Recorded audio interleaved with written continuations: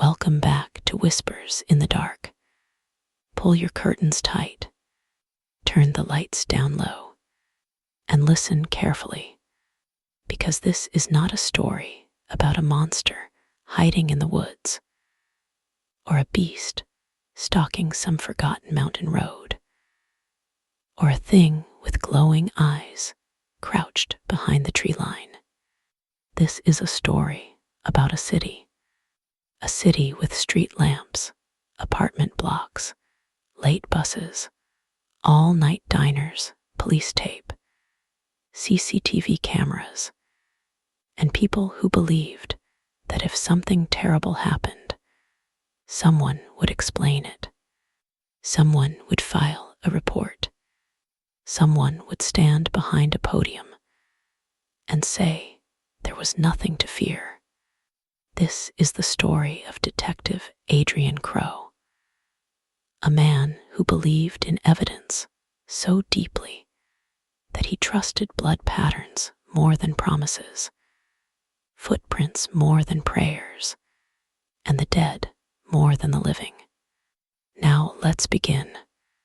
The first body was found on a wet Thursday morning in October, in an alley behind St. Bridget's Market, where the fish sellers arrived before dawn, and the pavement always smelled of brine, rotting scales, and diesel fumes.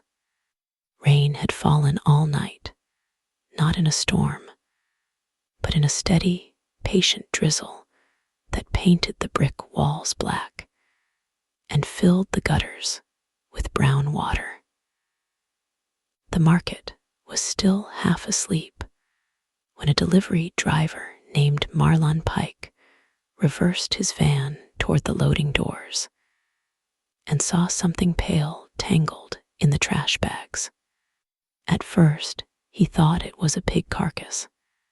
Then he saw the wedding ring. The dead man was later identified as Paul Keene, 39 years old, night security supervisor, father of two, a man with thinning blonde hair, a soft belly, and a habit of calling his wife at exactly 10 every evening. His wife said he was afraid of rats, disliked walking alone, and never took shortcuts. Something had dragged him into the alley anyway. Detective Adrian Crowe arrived at 6:16 in the morning, wearing a dark wool coat with rain beads clinging to the shoulders. He was 47, tall, but stooped slightly from years spent leaning over bodies and paperwork. His face was narrow, weathered, and serious, with deep lines around his mouth that made him look permanently disappointed in the world. He had iron gray hair brushed back from a sharp widow's peak, and pale eyes that seemed colder than the city around him. He did not speak much when he arrived at scenes. He preferred to listen. Most detectives listened to witnesses. Adrian listened to places. The alley behind St. Bridget's had narrow brick walls that leaned inward, as if sharing secrets. A single flickering light hung above a green metal door. Trash bins overflowed with cabbage leaves, fish heads, cardboard boxes, and empty bottles. Rainwater trickled through the cracks in the pavement and gathered in red tinted pools around the body. Paul Keene had been opened. That was the word Adrian used in his head before he could stop himself. Not stabbed, not mauled, opened. His chest cavity had been torn apart with such force that the ribs had snapped outward like the splintered staves of a broken barrel. The skin of his abdomen hung in ragged folds. His throat was gone from chin to collarbone, not cut cleanly, but ripped away in strips. One arm had been twisted behind him until the shoulder had separated, leaving the limb attached by cords of tissue and gray muscle. There were bite marks, or something that looked like bite marks. That was what bothered Adrian first. They were too wide, too deep, too uneven. The forensic examiner on scene, Dr. Miriam Saul, crouched beside the body beneath a plastic canopy while rain tapped steadily against it. She was a small woman in her early 50s with silver hair tied into a bun and square glasses that kept sliding down her nose. She had seen enough death to speak of it without shaking, but that morning her voice sounded tight. "Large animal," she said. Adrian looked at the alley walls. In the middle of the city. Escaped dog, maybe. Several dogs. Something trained for fighting. Adrian crouched and studied the torn remains of Paul Keene's neck. The flesh had not been bitten away in chunks. It had been peeled. There were long furrows beneath the jaw, 4 of them, each narrow and deep, as though fingers with hooked blades had dug in and pulled. "Dogs do not do this," Adrian said. Dr. Saul did not answer right away. Beside the body, the rain had thinned the blood into branching streams. Adrian followed the patterns. Paul had been attacked near the mouth of the alley, where there was a deep smear on the wall at shoulder height. Then he had been dragged almost 20 feet. His nails had broken against the pavement. One shoe was missing. There were scratches in the brick, not from the victim, but higher up, 6 feet from the ground. Adrian rose and walked toward them. 4 marks, parallel, each one gouged through old paint and into the brick underneath. He lifted his hand near them without touching. "Claws," said a uniformed officer behind him, trying to sound casual and failing. Adrian turned. The officer was young, round-faced, and pale around the lips. "What kind of animal leaves claw? Marks 6 feet high." The officer swallowed. "A big one." Adrian looked down at the alley floor. Among the blood, rain, and garbage, there were prints. Not clear enough for casting, but distinct enough to make the skin on the back of his neck tighten. They were not paw prints. They were long and narrow, almost human in shape, but stretched. The heel was small. The front of the print widened into 4 long impressions that ended in points. Toes, claws, bare skin. Something had stood there in the rain over Paul Keene while he died. Something heavy enough to press water out from under its feet. Something that had not worn shoes. By noon, the local news was calling it the St. Bridget's Mauling. By evening, the city's animal control department had issued a statement about the possibility of an illegally kept exotic predator. A private collector, a large cat, a wolf hybrid, something that sounded dangerous but understandable. People needed their fear to have a name. A lion, though no lion had been seen. A dog, though no dog could have done it. A man with a weapon, though no weapon made marks like teeth growing from fingers. Adrian stayed late at the precinct that night, long after the hum of voices had lowered the phones had stopped ringing as often. His office was a cramped glass-fronted room overlooking the homicide bullpen. The blinds were bent. The radiator hissed. A paper cup of coffee sat untouched near a stack of old files. He pinned the crime scene, photos to a corkboard. Paul Keene's body, the gouges in the brick, the long prints in the rain, the torn throat.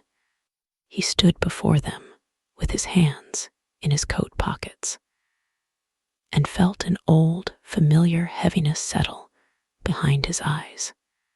The case had already begun to move away from him. He could feel it. Command wanted an animal. The public wanted an animal. The mayor wanted a statement about an animal. But the dead man on the board had not been killed by an animal. Adrian did not yet know what he had been killed by. That was worse. The second murder happened 4 nights later. The victim was Elena Ruiz, 26, veterinary assistant, found in the basement laundry room of a 12-story apartment building on Bracken Street. Her neighbors heard screaming at 1:23 in the morning. Not one scream, several. The first was sharp and human. The second was choked, wet, and lower, as if the sound had to force itself through a damaged throat. The third stopped halfway through. By the time officers arrived, the laundry room light was still swinging. That was the detail one of them repeated again and again. The light was swinging. A bare bulb hung from a cracked ceiling, moving slowly from side to side, making the shadows crawl across the washers and dryers. The machines were still running. Socks and children's shirts rolled behind round glass doors, bright and ordinary, while blood spread across the floor in a wide, dark sheet. Elena Ruiz had been pushed halfway into an industrial dryer. Not placed, forced. Her upper body was inside the machine, folded at an impossible angle. Her hips were broken. Her legs trailed out onto the tile. One foot still wore a pink slipper. The other was bare, toes curled tight. The front rim of the dryer had crushed her ribs as something shoved her inward with monstrous strength. Her face had been torn down the middle, not sliced, torn. The left side hung away from the skull, exposing teeth and shattered cheekbone. Her right eye was missing. Her hands were shredded to the bone, defensive wounds so severe that the medical examiner later found fragments of her own fingernails embedded in her palms from clenching them. Adrian stood in the doorway and smelled detergent, bleach, hot metal, and blood. The combination made him nauseous in a way decay rarely did. A half-folded basket of laundry sat on the table nearby. There were towels, a pair of jeans, a baby blanket patterned with yellow ducks. Elena had been alive long enough to fight. There were signs everywhere. Blood sprayed across the washing machines. A broken mop handle lay near the drain, coated in something dark that was not all blood. One dryer door had been ripped off its hinges. The metal was bent outward, as though gripped and wrenched aside. Deep grooves scored the tiles, leading from the back service entrance to the body. Adrian crouched beside one of the grooves. It was filled with a thin, grayish slime.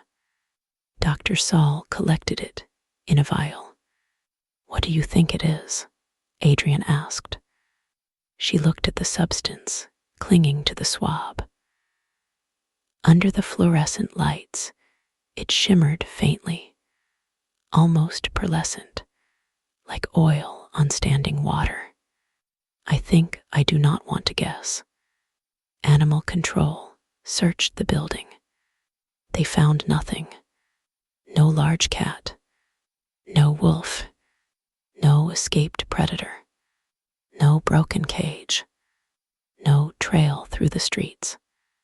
The service door to the laundry room had been locked from the inside. The security camera in the basement hallway had failed at 1:17 in the morning, 6 minutes before the screams. The footage did not cut out all at once. It distorted first.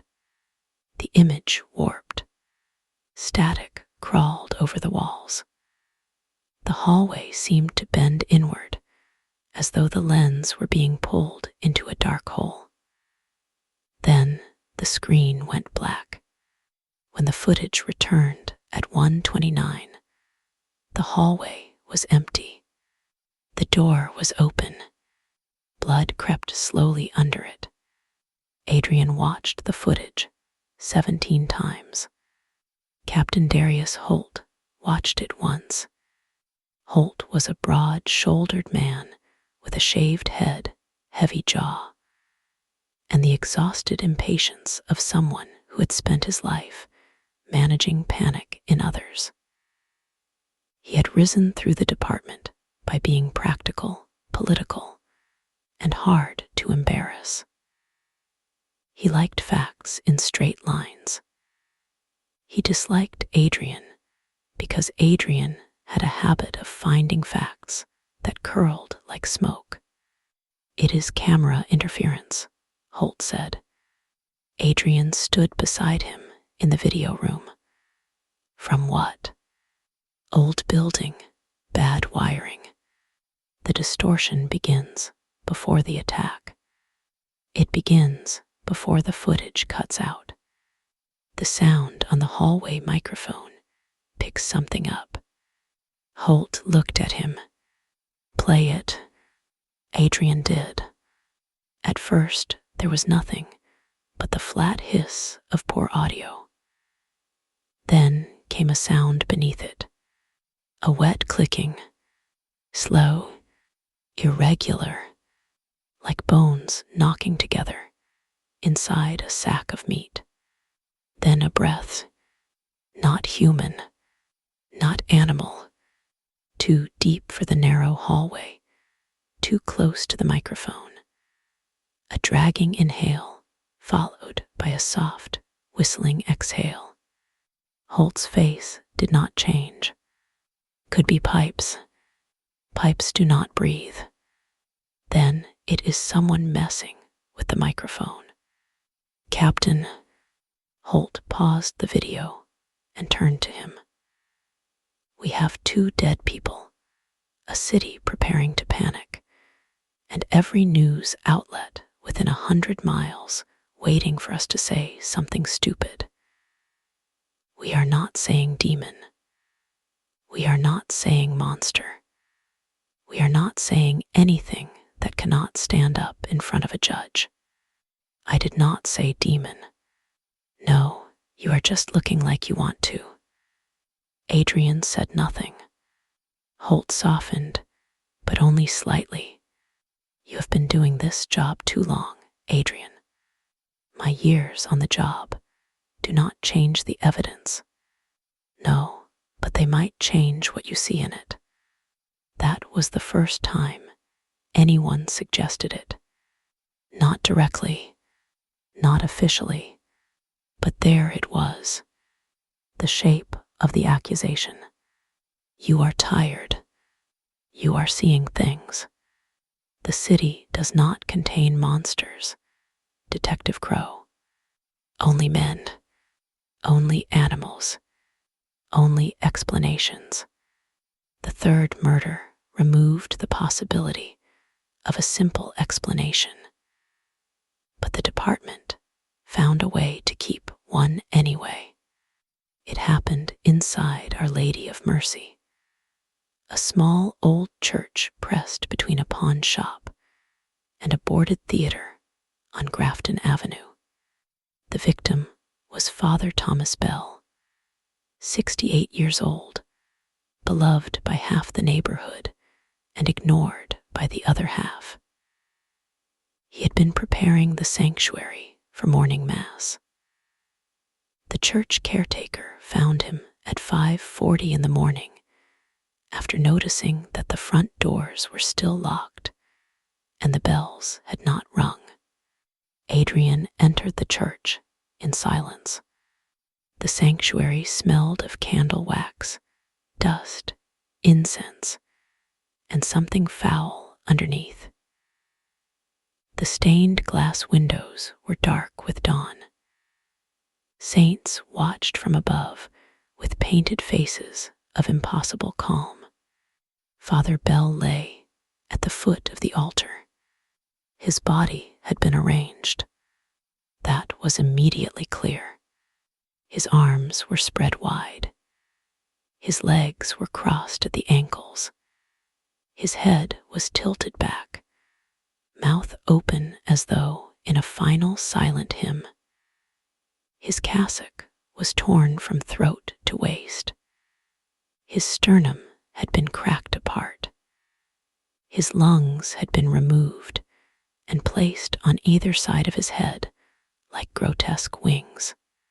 There was blood on the altar cloth, blood on the crucifix, blood in the baptismal font, diluted pink beneath the floating petals of old flowers. But what chilled Adrian most was not the body. It was the ceiling. Something had crawled across it. The plaster above the aisle was scored with deep claw marks in long crossing lines. Chips of white paint had fallen onto the pews.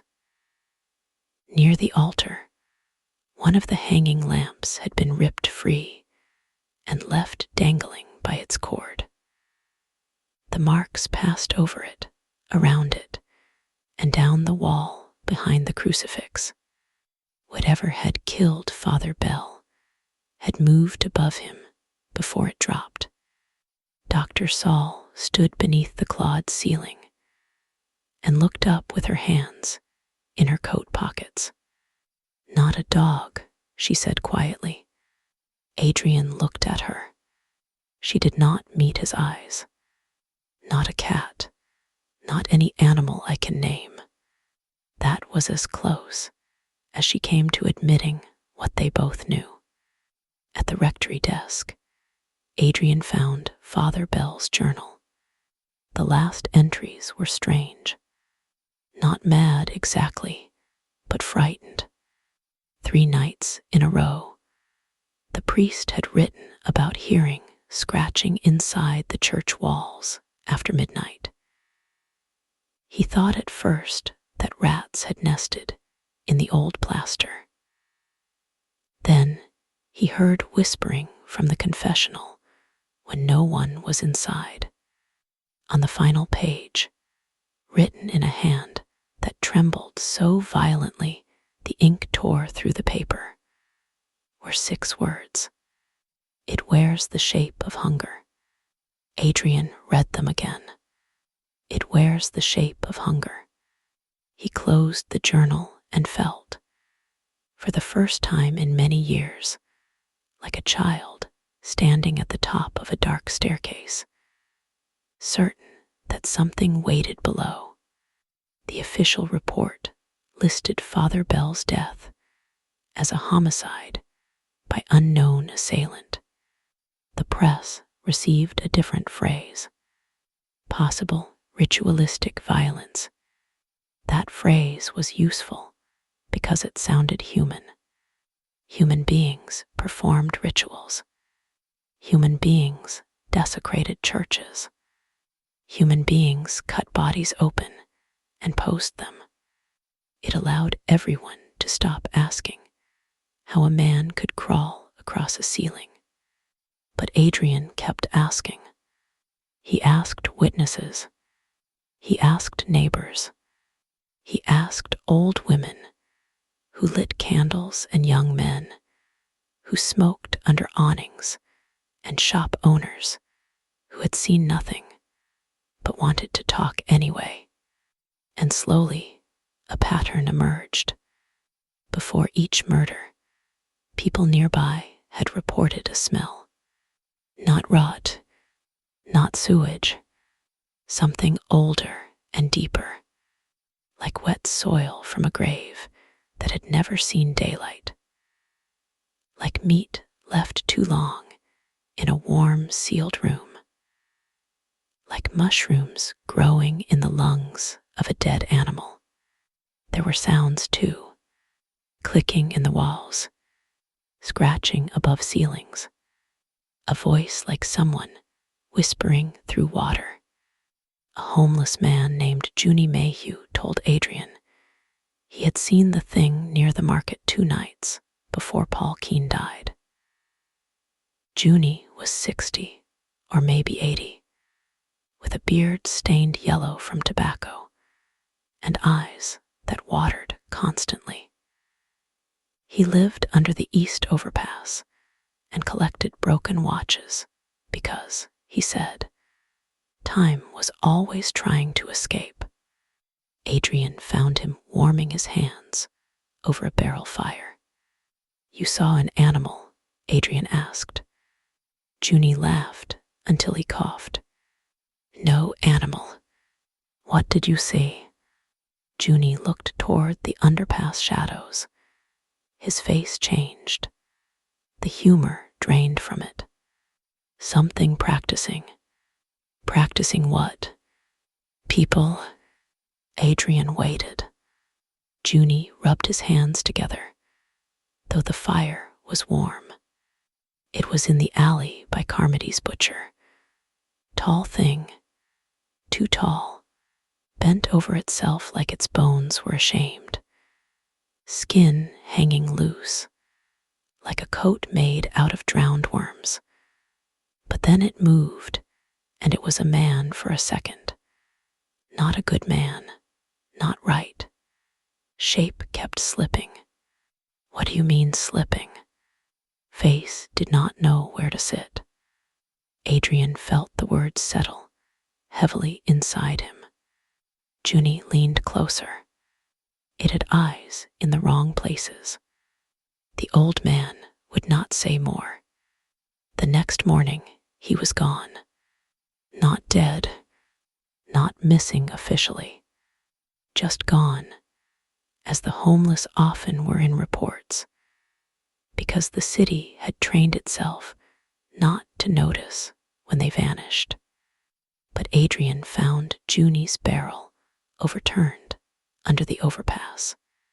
Beside it, scratched into the concrete with a trembling hand or a broken piece of glass, were the words, "It found my name."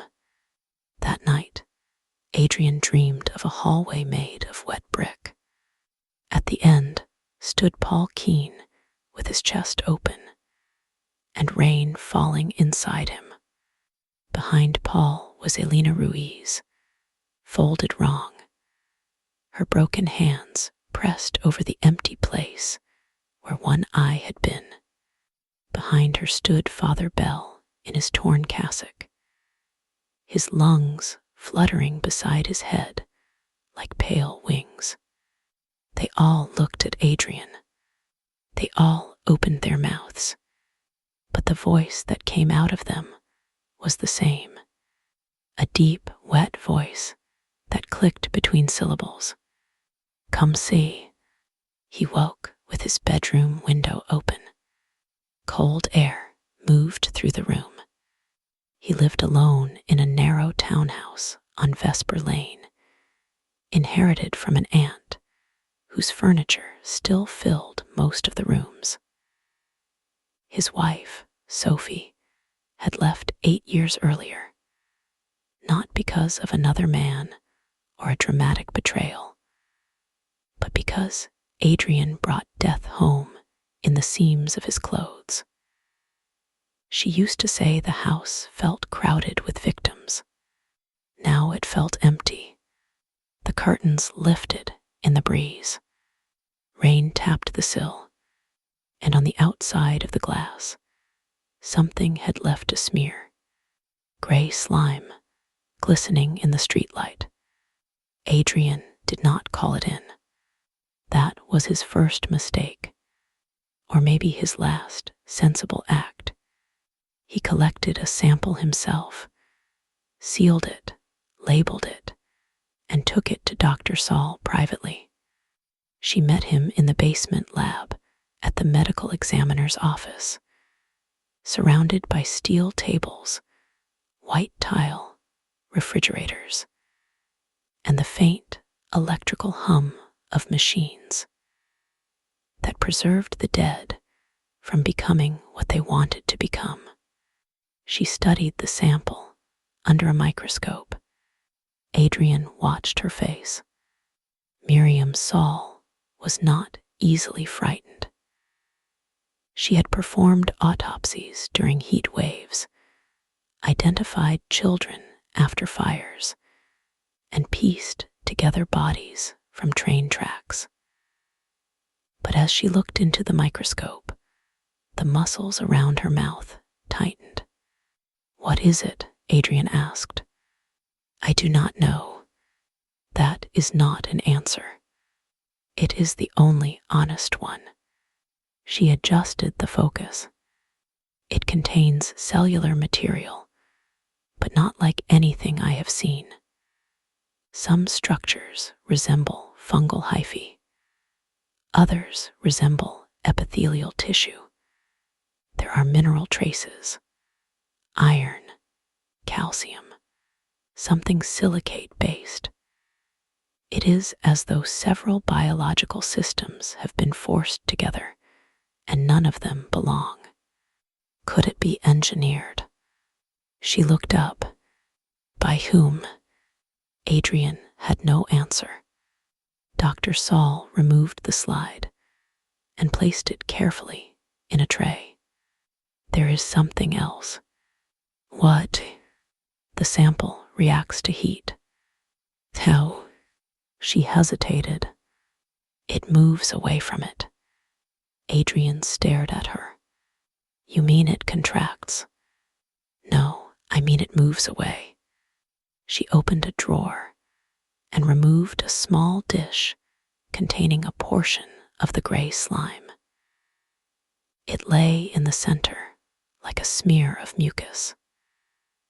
Miriam picked up a heated probe and brought it near the dish. The slime trembled. Then, impossibly, it recoiled.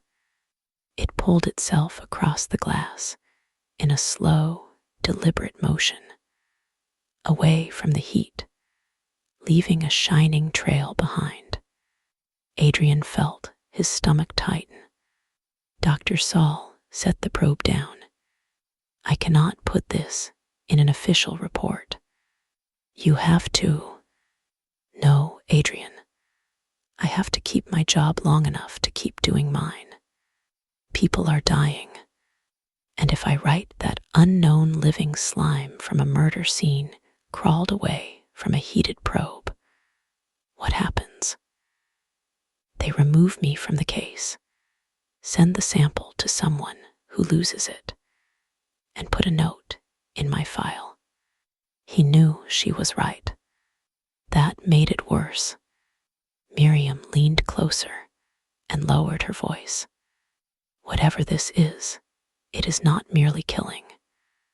The wounds are excessive, experimental. It is learning anatomy by destroying it." That sentence stayed with him. It is learning anatomy by destroying it. The fourth victim proved her right. His name was Oscar Venn, a retired anatomy professor who lived alone in a converted warehouse near the canal. He had taught generations of surgeons and kept antique medical illustrations framed along his walls. He was found by his daughter after missing their weekly lunch. The door was locked. The windows were locked. The alarm had never triggered. Inside, the apartment was immaculate, except for the study. Oscar Venn sat at his desk. At least part of him did. His skull had been opened with terrible care. The top had been removed and placed upside down beside a porcelain teacup. His brain was gone. Not spilled, not smashed, removed. The spine had been drawn out through the back of his neck in one glistening column and laid across the desk like a pale rope. His hands were pinned to the blotter with his own letter openers. On the wall above him, someone had used blood to draw a crude shape. A circle. Inside it, 4 long marks extending downward. Adrian stared at it. Not letters, not symbols he recognized, but it felt like a signature. Near the desk was Oscar's tape recorder, an old handheld device he used for dictating notes. It had fallen under the chair during the attack. The casing was cracked, but the tape inside survived. Adrian listened to it alone in his car that evening, rain misting the windshield, the city lights blurring red and white beyond the glass. At first, Oscar Venn's voice spoke calmly. Personal note. October 21st. Auditory disturbance again in the east wall. Scraping. 3 intervals. It appears to respond when addressed. A pause. Then the professor, sounding embarrassed by himself, said, "Who is there?" Silence. Then a faint clicking. Oscar breathed into the recorder. "I can hear you." A sound answered. It was wet, low, and layered, like several throats trying to imitate one another. "Open," Oscar whispered. "What?" "Open." There was a heavy thud. The recorder scraped across the floor. Oscar cried out, not in pain yet, but shock. Then came footsteps. Slow, dragging, a sound like raw meat sliding over wood. Oscar screamed once. Then the scream turned into a gurgle. The next sounds were worse. The crack of bone, a tearing suction, a rhythmic clicking, almost pleased. Then, very close to the recorder, the wet voice spoke again. Not to Oscar, to Adrian. "Come see." Adrian nearly drove off the road. He slammed the brakes, and the car behind him blared its horn. For several seconds, he sat shaking behind the wheel, rain ticking against the roof, the recorder still playing static in his lap. It had known. The thing had known someone would listen. Or perhaps it had known he would. He took the tape to Captain Holt. That was his second mistake. Holt listened in his office, expressionless, while Adrian stood near the door. The blinds were closed. The lights were too bright. The tape hissed. The voice said open. Oscar screamed. The wet voice said come see. When it ended, Holt removed the recorder and placed it on his desk. "Well," Adrian said. Holt looked tired. Audio manipulation. Adrian laughed once sharply. You cannot be serious. I am absolutely serious. It was recorded before we found the body by a man who may have been targeted by someone with technical knowledge. The killer spoke to me. The killer spoke to whoever found the tape. It said the same words I heard in a dream. Holt went still. Adrian realized too late what he had said. The captain leaned back. In a dream, I am telling you what happened. No, you are telling me you heard evidence in a dream before hearing it in reality. That is not what I mean. What do you mean, detective? Adrian looked at the recorder. He thought of the slime moving away from heat, the claw marks across the church ceiling, Junie whispering that something was practicing people. It is not human, he said. Holt closed his eyes briefly. There it is. You know these murders do not fit. I know we have a killer who stages scenes, uses animal wounds to confuse us, and now appears to be taunting the investigation.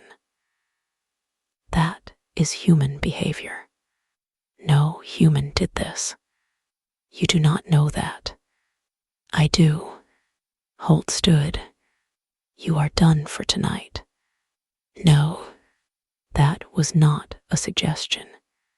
Adrian stepped closer to the desk. If you take me off this case, more people die. If I leave you on this case while you talk about dreams and monsters, this whole investigation becomes a circus. I said it was not human, and I say you are exhausted. The word landed like a slap. Exhausted, not wrong, not observant, not afraid for a reason. Exhausted. Holt's voice lowered. Go home, sleep, come back when you can talk like a detective. Adrian left without another word. He did not go home. Instead, he drove through the city with the tape recorder on the passenger seat and the heater blasting stale air into his face. Midnight came and went. The streets thinned. The city became its other self, the one hidden under business hours and traffic noise. Neon signs flickered in empty windows. Steam rose from grates. Garbage trucks groaned down side streets like slow beasts. Adrian followed the pattern on his map. St. Bridget's Market, Bracken Street, Our Lady of Mercy, Oscar Vinn's warehouse.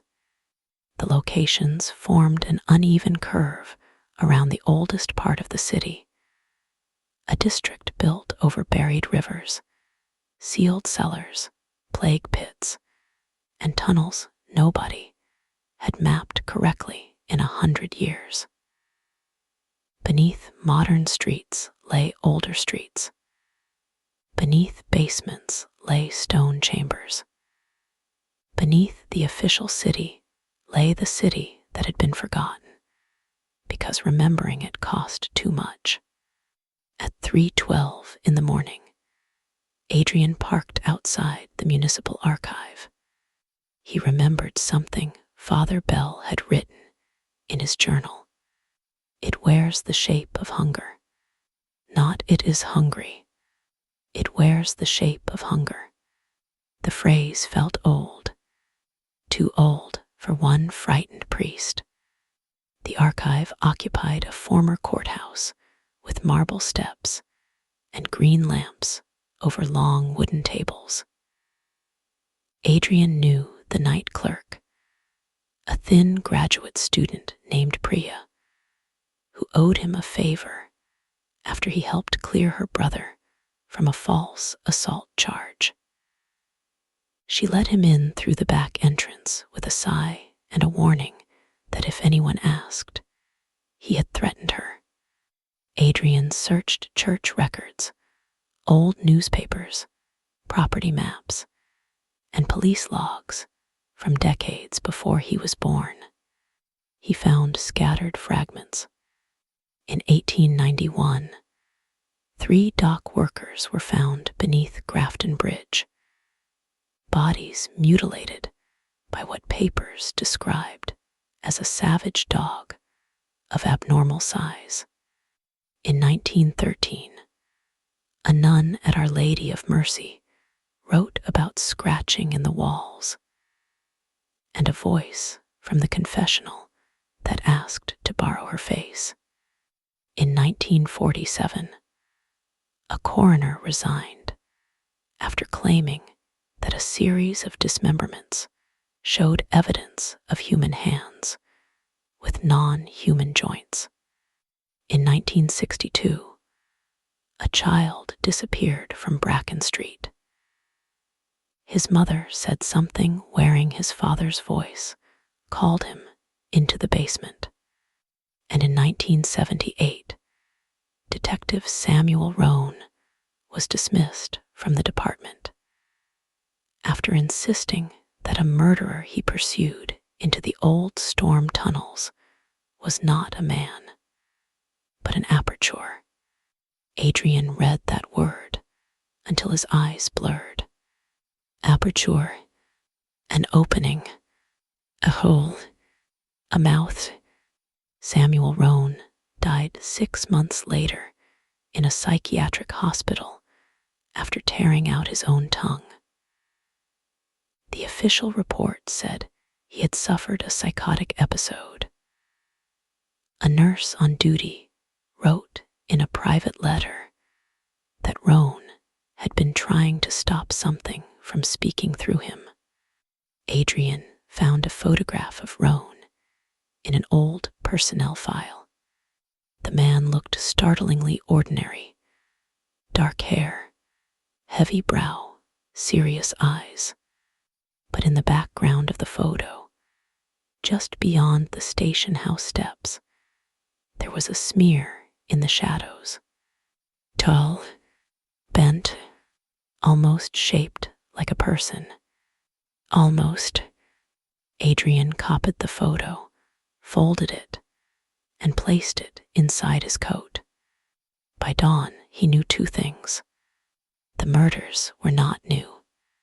They were part of a pattern, and every person who recognized the pattern had been erased by ridicule before they could stop it. When Adrian returned to the precinct, his desk had been searched. Not obviously, not carelessly, but enough. The tape recorder was gone from his drawer. The crime scene copies were misaligned. His notes had been moved. He looked through the glass wall of Holt's office. The captain was on the phone, watching him. That afternoon, Adrian was ordered to attend a mandatory psychological evaluation. He refused. By evening, he was officially removed from the case pending review. His badge was not yet taken, but everyone knew it was only a matter of time.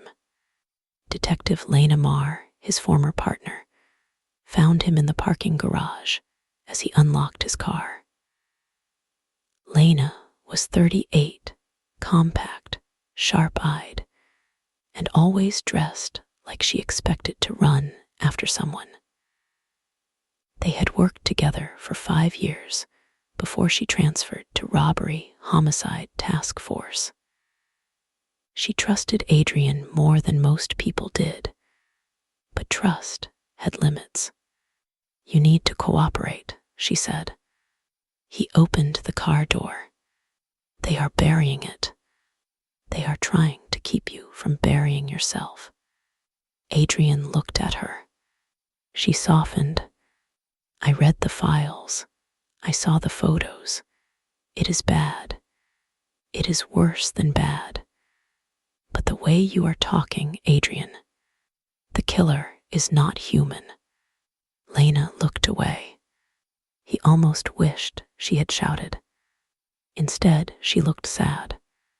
Do you hear yourself? Yes. And that does not scare you. It scares me because it is true. She folded her arms. Give me something I can hold. Not dreams, not feelings. Something real. Adrian reached into his coat and gave her the copy of Samuel Roan's photograph. She studied it beneath the garage lights. What am I looking at? Background left side. Lena squinted. For a moment, her face changed. Only a flicker, but Adrian saw it. Then the practical part of her slammed the door shut. Blur damage, old photo. It has been here before.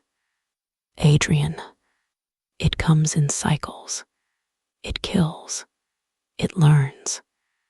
It copies us badly at first, then better. Then it disappears until people forget. She handed the photo back. You need help. I need backup. I cannot follow you into this. He nodded. It hurt more than he expected. No, he said, I suppose you cannot. That was the last conversation they had before the night at Harrow House. Harrow House had once been a charity hospital, then a tuberculosis ward, then a storage annex, then nothing. It stood on the edge of the Canal District, a red brick building with boarded windows, a sagging roof, and ivy crawling over the walls like black veins. Developers had been arguing over the property for years. Teenagers broke in to drink. Vagrants slept there in winter. Urban explorers posted photos of its peeling wards and rusted beds. Adrian found the connection in Oscar Venn's files. The old anatomy professor had been consulting on a historical exhibit about medical education in the city. Among his notes was a reference to an underground dissection theater beneath Harrow House, sealed after a scandal in 1891. The dock workers under Grafton Bridge, the first record Adrian had found. He drove there after sunset, alone. The sky was low and bruised purple. Rain threatened, but did not fall. The canal beside the building lay black and still, reflecting broken windows like blind eyes. Adrian parked 2 blocks away and approached on foot with a flashlight, his service weapon, and a crowbar. The front entrance was chained. The side door was not. It hung slightly open. The gap was just wide enough for a person, or something shaped like one. Inside, Harrow House breathed cold dust and mildew. The flashlight beam moved over cracked tiles, collapsed ceiling panels, old gurneys, graffiti, and nests of filthy blankets. Every footstep echoed too far. The corridors smelled of damp plaster and rusted pipes, but beneath that was the other smell. Wet earth, spoiled meat, mushrooms growing in a dead lung. Adrian moved slowly. He should have called someone. He knew that, but there was no one left who would come for the right reason. The first floor was empty. On the second, he found pigeons roosting in a surgery room. On the third, he found a wall covered in writing. Not graffiti, scratches, thousands of them. Some were random gouges. Others formed shapes, spirals, circles, 4 long downward lines. The same symbol from Oscar Ven's wall appeared again and again, carved into plaster, brick, wood, even metal. In the center of the wall, written in what looked like dried blood, was a sentence. I am almost inside enough. Adrian read it aloud before he could stop himself. Behind him, somewhere below, something clicked. He turned off the flashlight. Darkness swallowed the corridor. The clicking came again. Soft, wet, patient. Then a voice drifted up the stairwell. Detective. It was Captain Holt's voice. Adrian did not move. Detective Crow, the voice called again. Come down. Holt did not know Adrian was there. No one did. The thing at the bottom of the stairs waited. Then, in a different voice, it spoke again. Adrian. Sophie. His ex-wife. The sound of her voice struck him so deeply that his hand tightened around the flashlight until the plastic creaked. Adrian, please, I am hurt. For half a second, grief overpowered reason. Then the smell thickened. Rot and wet stone. Adrian raised his gun. You do not have her voice right, he said. Silence. Then laughter. Not Sophie's. Not Holt. Not human. A bubbling, throat-torn sound that rose and fell in several pitches at once. The clicking retreated. Adrian followed. Down the stairwell. Along the first-floor corridor. Past a room where old beds leaned against one another like skeletal animals. At the far end, a metal door stood open. Beyond it, stairs descended into darkness beneath the hospital. The smell rolled up from below in waves. Adrian stepped down. The stairs were stone, slick with moisture. The walls narrowed around him. His flashlight flickered once, then steadied. At the bottom was a tunnel lined with old brick.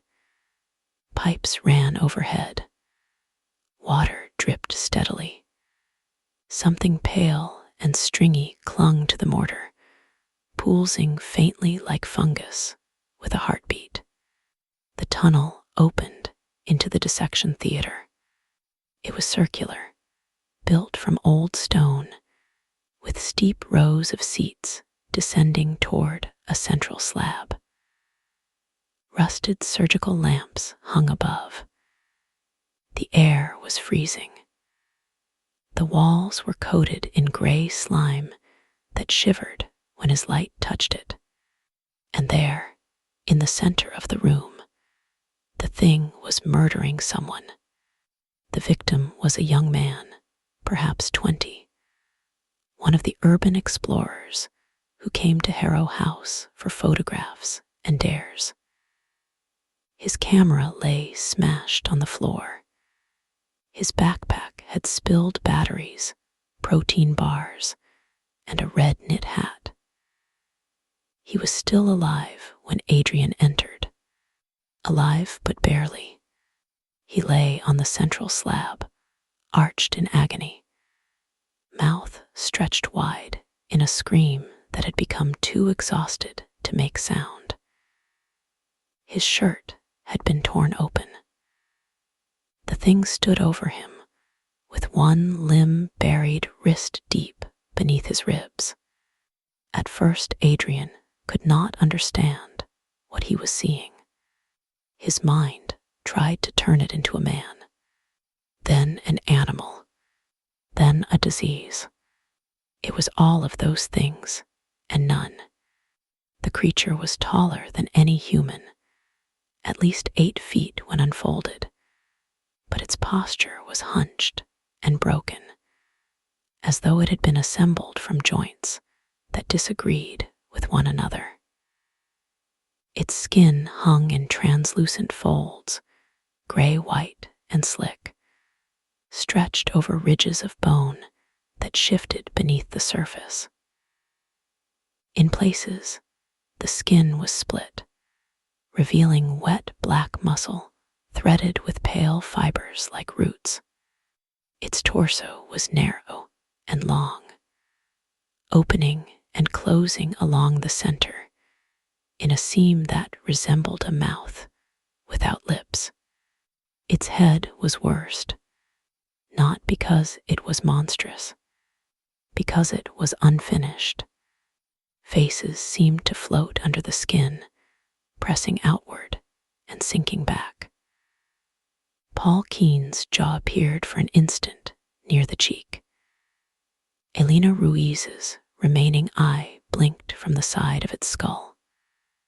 Father Bell's mouth formed near the throat and silently prayed before dissolving into folds. Oscar Venn's brow surfaced above a cluster of milky eyes. It was wearing pieces of them, not as trophies, as attempts. Its actual mouth opened vertically from the forehead down through where a nose should have been, lined with thin black teeth that moved independently like insect legs. From its back rose 4 long appendages, jointed like spider limbs, ending in hooked claws.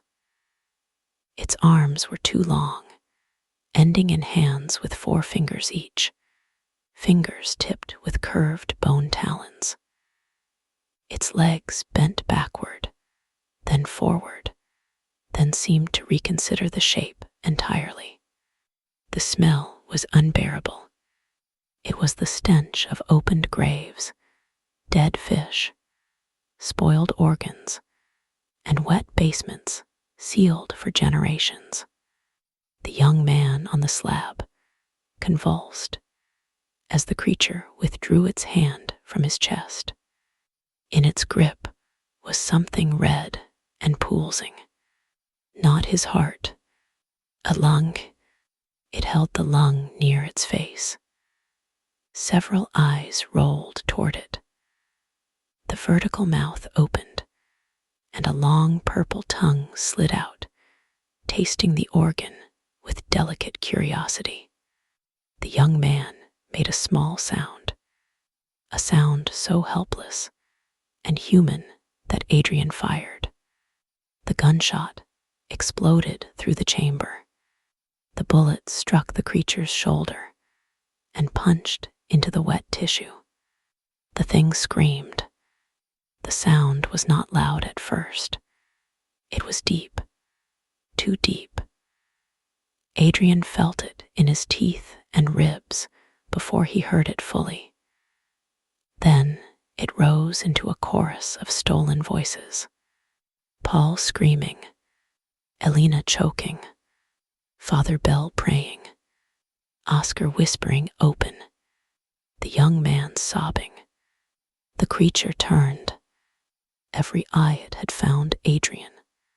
For a heartbeat, neither moved. Then the creature smiled with 5 mouths. Come see, it said. Adrian fired again. The second shot hit its chest seam. Black fluid sprayed across the slab and hissed where it struck the stone. The creature recoiled, not in fear, but annoyance. One of its back limbs lashed out and struck the surgical lamp above, sending it swinging. Light and shadow spun wildly. Adrian ran down the steps toward the slab. The young man was still breathing. Help me, he whispered. Adrian grabbed his shoulder. The creature moved faster than anything that size should have moved. It crossed the chamber in a blur of limbs, skin, and clicking joints. Adrian felt a blow like a car striking his side. He flew backward into the seating rows. Pain burst through his ribs. His gun skittered across the floor. The creature crouched above him, its head tilted, a face pushed through its cheek. Sophie's face, not exact. The eyes were too low, the mouth too wide, but enough of her was there to make grief twist inside him. Adrian, it said in her voice, you look tired. Adrian spit blood. Get out of her voice. The Sophie face sagged, melted, became Captain Holt. You are done for tonight, it said. Then Lena.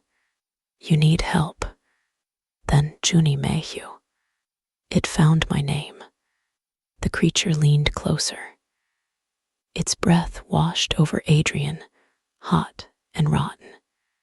Under its translucent skin, shapes moved like hands beneath a curtain. I learned, it whispered. Meat remembers, bone teaches, fear opens. Adrian reached blindly along the row behind him. His fingers closed around a broken piece of metal, part of an old seat bracket. The creature extended one claw and pressed it under his chin. Not cutting yet. Testing. Detective, it said, in his own voice now. Perfectly. What am I? Adrian stared into the cluster of eyes. He thought of Samuel Roan's word. Aperture. Opening. Mouth. Not a creature from somewhere else. Exactly. A place forcing itself into flesh. A wound in the world that had learned to walk. You are evidence, Adrian said. Then he drove the metal bracket into one of its eyes. The creature shrieked. Adrian rolled as the claw tore through his coat and opened a line of fire across his chest. He scrambled down the rows, grabbed his gun, and fired twice more. One bullet shattered a cluster of teeth. Another struck a back limb, which curled inward like a burned spider leg. The young man on the slab was no longer moving. Adrian saw that and felt something in him go cold. The creature retreated toward the far wall, where the slime pulsed thicker around a dark vertical crack in the stone. The crack had not been there before, or perhaps it had. Perhaps the entire chamber had been built around it. The opening was narrow, black, and wrong. The flashlight beam did not enter it. Light seemed to bend away. The air around it rippled like heat above asphalt, though the room was freezing. The creature backed toward it, bleeding black fluid. Adrian raised the gun. It spoke again, using all its stolen voices. Too late. The crack widened. For one impossible instant, Adrian saw beyond it.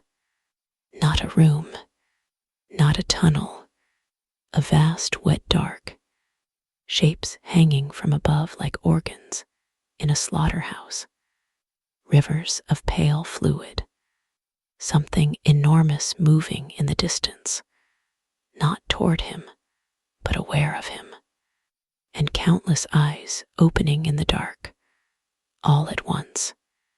The creature slipped through the crack. Adrian fired into it until the gun clicked empty. The opening sealed. The chamber fell silent, except for dripping water. and the soft twitching of slime on stone. Adrian stood there shaking, gun empty, chest bleeding, ribs burning, surrounded by the dead. Then he did what a detective does. He documented. He photographed the chamber with the dead young man on the slab. He photographed the black blood, the slime, the claw marks, the crack in the wall where the thing had vanished. He collected samples. He recorded audio. He spoke clearly into his phone, describing the creature in exact detail, refusing panic, refusing madness. He called it in. When backup arrived, the creature was gone. The young man's body was there. The chamber was there. The slime was there. But the black blood had dried into something like ash. The crack in the wall looked like an ordinary seam between stones. And Adrian Crow, injured, wild-eyed, covered in blood that was not all his, stood over a mutilated corpse with an empty gun. The department took him into custody before sunrise. Not officially arrested. Not at first. They called it medical concern. They called it protocol. They called it necessary.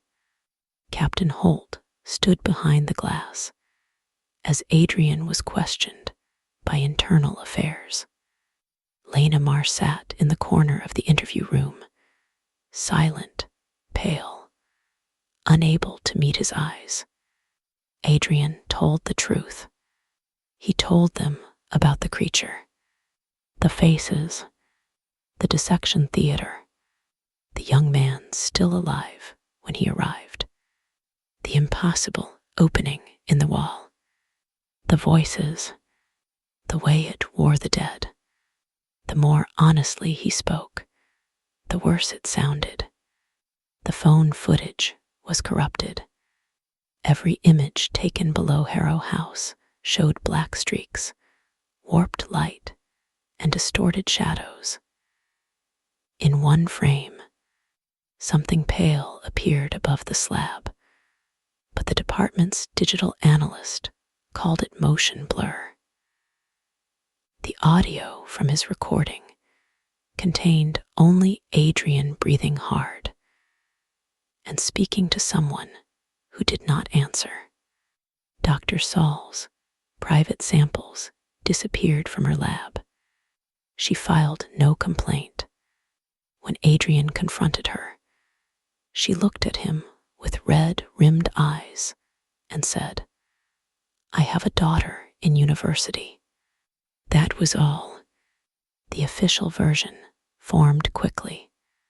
Detective Adrian Crow, under extreme stress from a series of unusually violent homicides, developed an obsessional theory involving a non-human killer.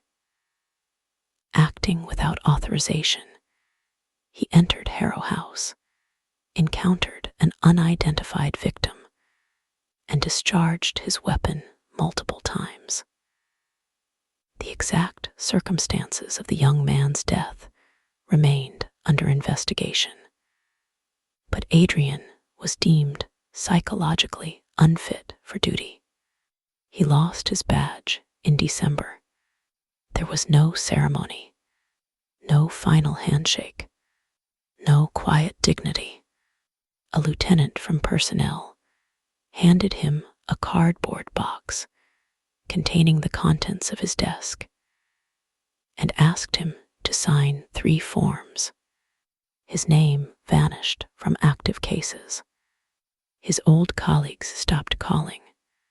Lena sent one message: "I am sorry." He did not answer. Captain Holt held a press conference announcing the arrest of a suspect in the St. Bridget's murders, a homeless man with a violent record who had died during apprehension after attacking officers with a knife. The man's name was not Junie Mayhew. Adrian checked. The evidence was sealed. The city exhaled.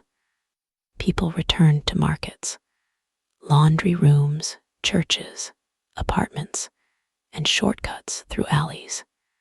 Fear faded because fear is exhausting, and ordinary life is greedy. But Adrian did not return to ordinary life. He moved through his narrow house like a ghost who had forgotten whom to haunt. He taped newspaper clippings to the walls. He copied old records. He wrote letters to journalists, professors, priests, biologists, anyone he thought might listen. Most did not respond. Some responded once, politely. A few asked for more information, then vanished from the conversation after speaking with unnamed officials. He began sleeping during the day. At night, he watched the city from his upstairs window.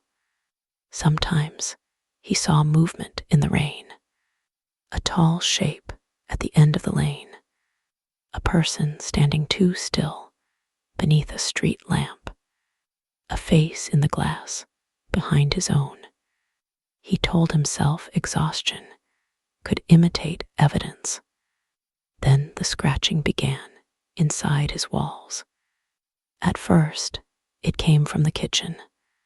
3 slow scrapes behind the cabinets, then from the bedroom ceiling, then beneath the floorboards in the hall. He tore up half the house looking for rats and found nothing but old dust, dead beetles, and once a smear of gray slime inside the wall cavity near his bed. He burned that section of plaster in the garden. The smoke smelled like spoiled meat. In March, he received an envelope with no return address. Inside was a photograph.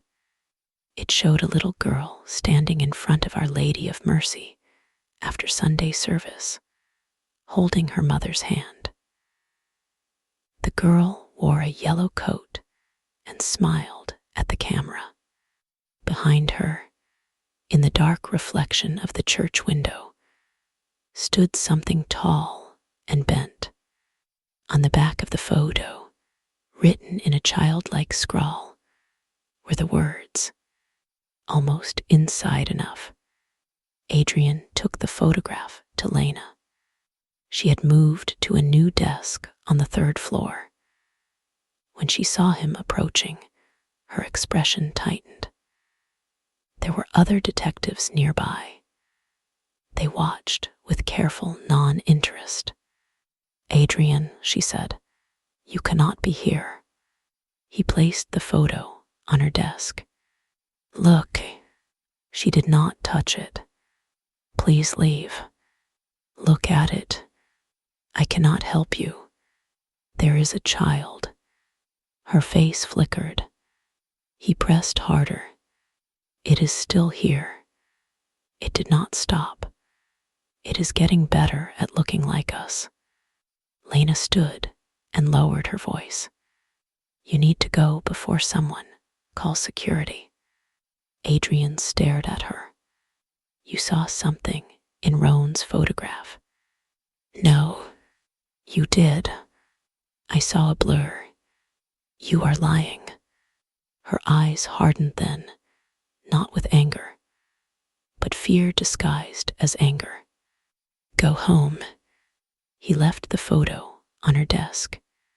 By the time he reached the parking lot, 2 officers were waiting.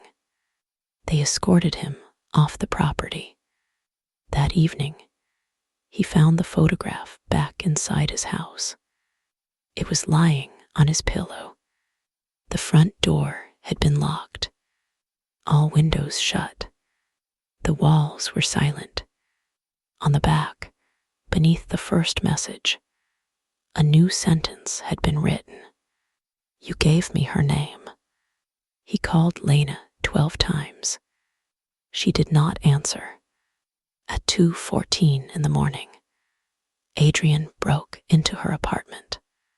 He would later admit this freely. He kicked the lock until the doorframe split and entered with a flashlight and a kitchen knife. Because he no longer had a gun. The apartment was dark. The television was on with the sound muted, painting the walls blue. A mug of tea sat on the coffee table, still warm. Lena's shoes were near the sofa. Her phone was on the floor, vibrating silently as his call lit the screen. There was blood in the hallway. Not much, just a smear, as though someone had been dragged by one hand. Adrian followed it to the bathroom. The door was closed. From inside came a soft clicking. He gripped the knife. Lena, a voice answered. His voice. What am I? Adrian kicked the door open. The bathroom window was open to the fire escape. Rain blew in through the gap. The mirror was fogged, though the shower was off. Written across the glass in a trembling finger stroke was one word. Soon, Lena was not there. They found her 3 days later in an abandoned subway service tunnel beneath Grafton Avenue. Alive, barely. Her body had been folded into a maintenance alcove, bones broken, but not randomly. Carefully, experimentally. Her jaw had been wired shut with copper stripped from the tunnel walls. Her eyelids had been cut away so she could not close them. Across her abdomen, carved shallowly into the skin, were the 4 long marks inside a circle. She survived 6 hours after they brought her to hospital. Adrian was not allowed to see her, but Dr. Saul called him from a payphone outside the emergency entrance. Her voice was barely audible. She woke up once. What did she say? Miriam sobbed just once, then swallowed it. She said you were right. The line clicked dead. By morning, the official report stated that Detective Lena Marr had been attacked by an unknown human assailant connected to the Harrow House suspect network. Adrian Crowe was questioned for violating a restraining order placed by the department after his repeated harassment of officers. He was not charged. That would have required discovery, evidence, questions. Instead, he became something easier to manage. A disgraced former detective, a man undone by obsession. A warning. The final time Adrian saw the creature was not in an alley, a basement, a church, or a sealed chamber beneath an old hospital. It was in a crowd. 3 weeks after Lena died, the city held a memorial for officers lost in the line of duty. Lena's photograph stood on an easel near the front of the hall. Her mother cried into a handkerchief. Captain Holt gave a speech about courage. Everyone wore black. Adrian stood across the street in the rain, watching through the glass doors. He had not been invited. He expected that. What he did not expect was to see Lena standing in the crowd. Not alive, not truly, something wearing her shape, It stood near the back of the hall in a dark coat. Lena's face was almost perfect, but the posture was wrong. Too still, too tall. The neck bent slightly left, as if listening to sounds no one else could hear. When people brushed past it, they did not react, though one woman touched her nose and frowned at a smell she could not place. The thing turned its head. Across the street, through rain and glass and distance, it looked directly at Adrian. Then it smiled. Lena's mouth widened a little too far. Adrian stepped off the curb without looking. A car horn screamed. Brakes shrieked. Someone shouted. He reached the opposite sidewalk as the memorial doors opened and people spilled out. He shoved through them, knocking shoulders, calling Lena's name, though he knew it was not her. The thing moved through the crowd with impossible grace. No one noticed it. No one stopped it. It passed Captain Holt and placed one long, pale hand on his shoulder. Holt turned, irritated at first, then confused, then empty. For 1 second, his face slackened, as though something inside him had opened. The thing leaned close and whispered into his ear. Holt smiled. Adrian saw it. Not a normal smile, a borrowed one. Then the thing disappeared into the bodies and black umbrellas and rain. Adrian grabbed Holt by the coat. What did it say? Officers seized him immediately. Holt looked at him with calm, blank eyes. Get him out of here. What did it say? Adrian fought until someone struck him behind the ear, and the world tilted.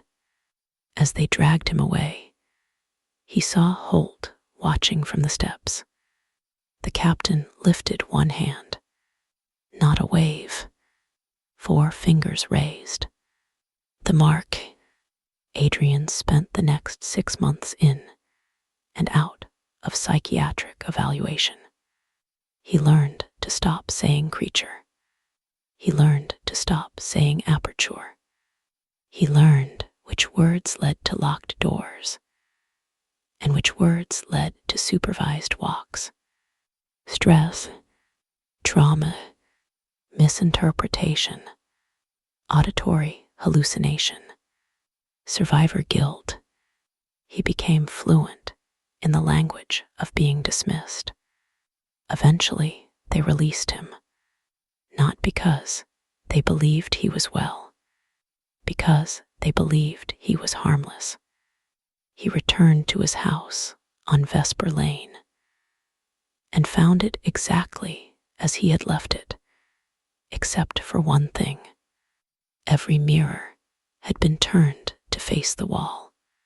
He did not turn them back. Years passed.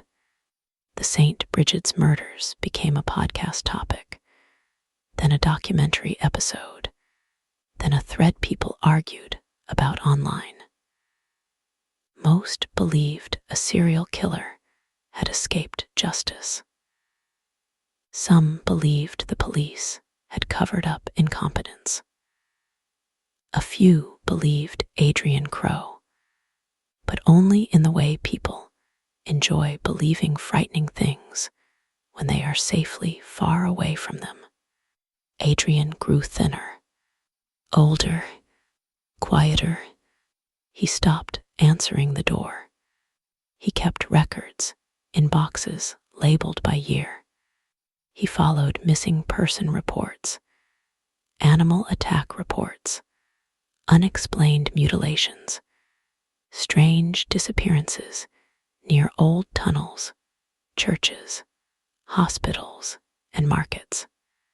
The pattern widened. Other cities, other names, Other cycles, the thing was not trapped in one place.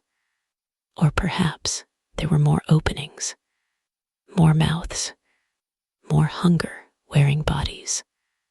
In his final recorded interview, taken by an independent journalist named Me Corvin, Adrian sat in his kitchen beneath a bare bulb. He was 71 by then, with hollow cheeks, white stubble, and eyes that still looked sharply, painfully awake. Me asked him if he regretted pursuing the case. Adrian thought for a long time. Outside, rain tapped the window. No, he said, even after everything it cost you.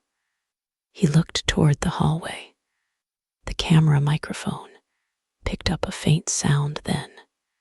A scratch. Me did not seem to hear it. Adrian did. Especially after everything, he said. Me asked what he thought the creature wanted. Adrian smiled faintly, though there was no humor in it. To arrive, the scratching came again.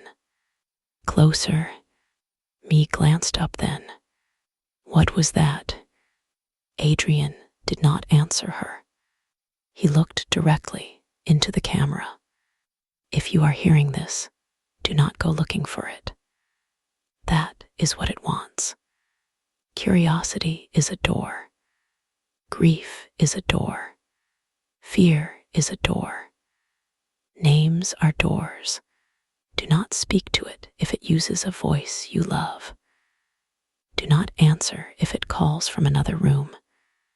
Do not look too long at a shadow that seems almost human. The light flickered. Somewhere in the house, glass cracked. Me whispered, Mr. Crow. Adrian leaned closer to the camera. And if someone tells you there are no monsters in the city, ask them why the oldest buildings have rooms no one enters, why the tunnels are sealed with walls too new for the stone around them, and why every generation produces one ruined fool who keeps saying the same impossible thing. Behind him, at the end of the hallway, a shape unfolded from the dark. Tall, bent, almost human. Almost. Adrian did not turn around. His eyes filled with tears, but his voice stayed steady. The killer was not a man, he said. The shape behind him opened its vertical mouth, and it was not an animal. The camera died. Me Corvin's footage was later recovered from her apartment after she vanished. Police described the final seconds as corrupted video artifacts. Online viewers claimed to see a figure behind Adrian Crow, but experts dismissed it as compression distortion, shadow interference, and the power of suggestion. Adrian was never found. Neither was me. His house on Vesper Lane was sold, renovated, and rented to a young couple who complained during the first winter about scratching in the walls. The landlord sent pest control. They found nothing, only damp plaster, old wiring, a smell in the basement that came and went, and behind the kitchen cabinets, carved deep into the brick in marks too old and too fresh at the same time, a circle with 4 long lines descending from it. The couple moved out in spring. The house stands empty now. At least, that is what the records say. But sometimes, late at night, neighbors see a light in the upstairs window. Sometimes, they hear a man's voice speaking softly to someone who answers in clicks. Sometimes they see a woman in a dark coat standing in the doorway, smiling with a mouth that does not quite fit. And sometimes, when the rain is steady and the streets shine black beneath the lamps, people passing Vesper Lane smell something beneath the wet pavement. Wet earth, spoiled meat, mushrooms growing in a dead lung. Most hurry home and tell themselves it is the drains. The city is old, after all. Old cities make sounds. Old pipes groan. Old houses settle. Old shadows move when headlights pass. And if one night you hear someone you love calling softly from a room you know is empty, you will explain it too. A trick of memory, a dream, a neighbor, a television left on somewhere. You will stand in the dark with your hand on the door and tell yourself there is nothing on the other side that can hurt you. And perhaps you will be right. Perhaps there are only men, only animals, only reasonable explanations.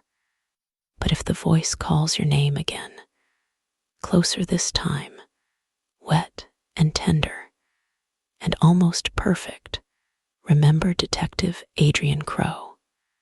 Remember what they did to him because he told the truth. Remember the dead who were opened, studied, worn, and forgotten. Remember the thing beneath the skin of the city, practicing, learning, arriving, and whatever you do, do not answer. Do not open the door. Do not say, "Who is there?"